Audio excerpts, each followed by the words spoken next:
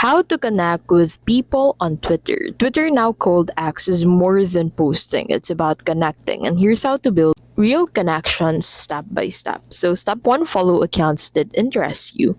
Their posts will appear in your timeline, giving you daily updates. So, you can go ahead and explore accounts by clicking on this plus icon at the top right, and then you should find individuals you can connect to. Second, engage with tweets.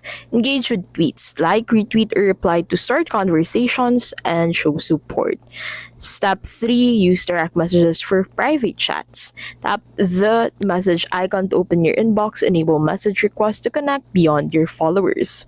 You can also join spaces and communities. Spaces lets you join live audio discussions, while communities connect you with people around specific topics. And that is how you can easily connect with people on Twitter.